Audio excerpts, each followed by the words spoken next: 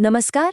आज के इस दिलचस्प विश्लेषण में हम एक ऐसे राज्य के बारे में बात करने वाले हैं जिसका नाम सुनते ही ना एकदम से इतिहास के पन्ने खुद ब खुद पलटने लगते हैं। जरा सोचिए, हरियाणा शब्द का असल मतलब क्या हो सकता है। विद्वानों की माने तो इसके नाम में ही इसकी पूरी कहानी छिपी है। कुछ कहते हैं इसका मतलब है हरि का आना, यानी साक्षात ईश्वर का आगमन, और कुछ इसे एक बेहद उपजाऊ हरी भरी भूमि मानते हैं। है ना कितनी गहरी बात। तो चलिए इसी विचार के साथ आज के इस शानदार सफर की शुरुआत करते हैं। असल में देखा जाए तो ये राज्य भारतीय उपमहाद्वीप का वो हमेशा से खड़ा रहने वाला मंच है जिस पर हमारे देश की नियति, हमारी किस्मत की कहानी एक बार नहीं बल्कि बार बार लिखी गई है। इसे आप सभ्यताओं का पालना कह सकते हैं, एक ऐसा केंद्र जहां प्राचीन संस्कृतियों ने जन्म लिया और विशाल साम्राज्यों ने अपना आकार लिया। तो आज हम किन किन पड़ावों से गुजरेंगे, बहुत ही रोमांचक सफर होने वाला है।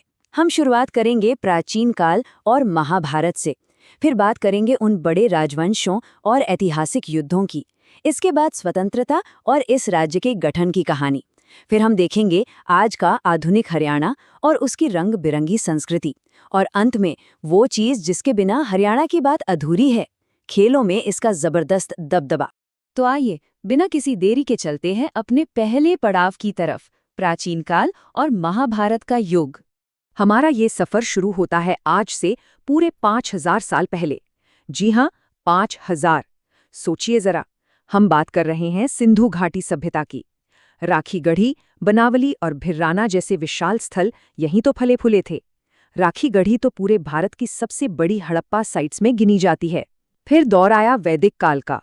ये वो समय था जब यहाँ सरस्वती नदी बहती थी और इसी पवित्र भूमि पर वेदों की रचना हुई। आर्य सभ्यता यहीं तो विकसित हुई थी। और उसके बाद आया वो महाकाव्य काल जिसने सच कहूं तो इतिहास को हमेशा हमेशा के लिए बदल कर रख दिया। अब देखिए, ये महाकाव्य की बातें सिर्फ कहानियां नहीं हैं, ये प्राचीन घटनाएं आज के हमारे असल भौगोलिक स्थानों से सीधे जुड़ी हैं। कुरुक्षेत्र को कौन नहीं जानता। ये वही विश्व प्रसिद्ध जगह है जहां महाभारत का वो रोंगटे खड़े कर देने वाला महायुद्ध लड़ा गया था। और सबसे बड़ी बात, ज्योतिसर और ब्रह्म सरोवर जैसे इन्हीं स्थानों पर भगवान कृष्ण ने अर्जुन को भगवद गीता का वो परम ज्ञान दिया था। मतलब ये सिर्फ एक युद्ध का मैदान नहीं है, बल्कि ज्ञान का एक ऐसा केंद्र है जिसकी चमक आज तक बरकरार है। चलिए अब आगे बढ़ते हैं और बात करते हैं राजवंशों और उन ऐतिहासिक युद्धों की जिन्होंने भारत का नक्शा तय किया। ये समझना बहुत जरूरी है कि ये क्षेत्र हमेशा से उत्तर भारत का मुख्य द्वार रहा है। इसीलिए तो ये भारत के सबसे विशाल और ताकतवर राजवंशों के लिए एक स्ट्रैटेजिक सेंटर बना रहा। मौर्य काल को ही ले लीजिए, ये महान सम्राट अशोक के साम्राज्य का एक बेहद खास हिस्सा था। फिर आया गुप्त काल, वही जिसे हम भारत का स्वर्ण युग कहते हैं। व्यापार हो या शिक्षा, यहाँ सब कुछ चरम पर था। और फिर पुष्यभूति वंश, जहाँ हर्षवर्धन ने अपनी राजधानी थानेसर से एक बहुत ही बड़े साम्राज्य पर राज किया। अब जब युद्धों की बात चल ही निकली है तो तराइन, जिसे आज हम तरावड़ी कहते हैं, उसे कैसे भूल सकते हैं। यहीं पे पृथ्वीराज चौहान और मोहम्मद गौरी के बीच वो भयंकर और खौफनाक टक्कर हुई थी। इन दो दिग्गजों की भिड़ंत सच में भारतीय इतिहास का एक बहुत बहुत बड़ा टर्निंग पॉइंट थी।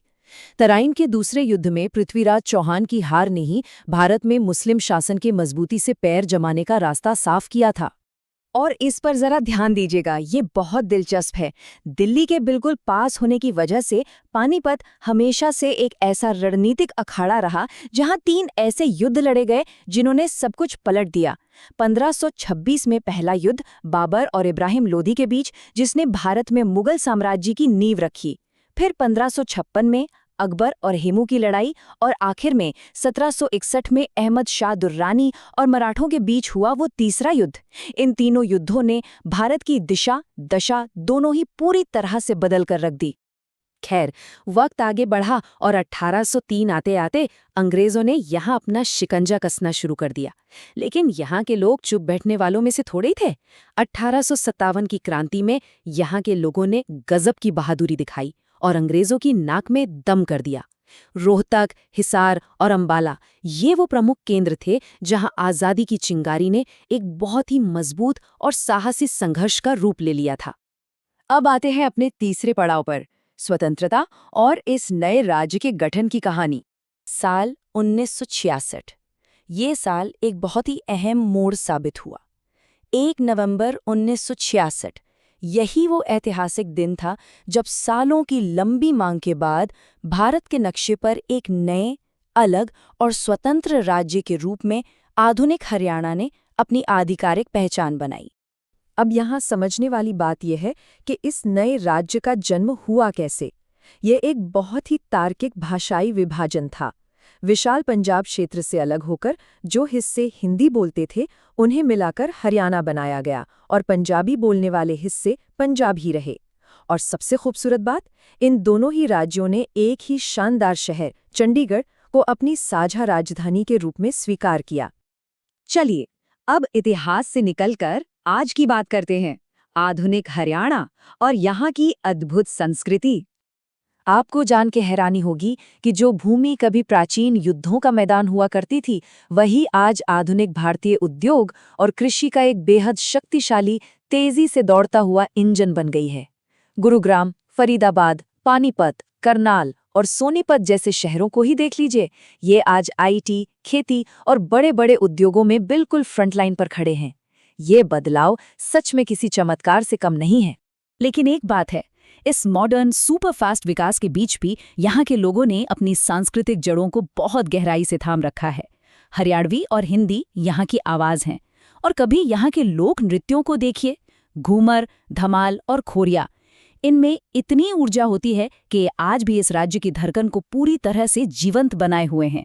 और भाई, जब हरियाणा की बात हो रही हो तो वहाँ के खाने का जिक्र किए बिना तो बात आगे बढ़ ही नहीं सकती। बाजरे की रोटी, सरसों का साग, ताज़ा छाछ और वो एकदम शुद्ध देसी घी से बने पकवान। अगर सच कहूँ तो शायद यही वो एकदम असली देसी सीक्रेट फ्यूल है जो यहाँ के लोगों को इतनी कमाल की ऊर्जा और बेहिसाब ताकत देता है। और उसी ताकत का नतीजा है हमारा 5वां और आखिरी पड़ाव, खेलों में हरियाणा का बेजोड़ दबदबा।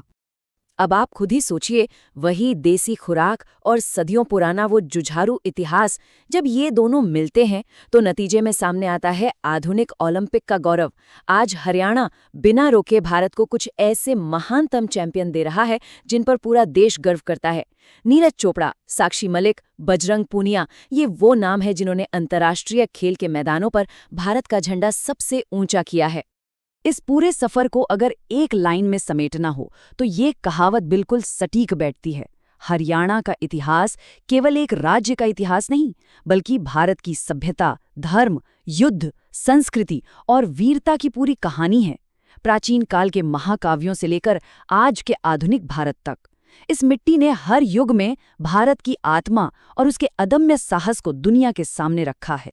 तो अब हम इस विश्लेषण के अंत में आ गए हैं, लेकिन जाने से पहले आपके लिए एक सवाल छोड़ना चाहूंगा। इतिहास का ये प्राचीन केंद्र आखिर भारत के भविष्य के विकास को कैसे आकार देता रहेगा?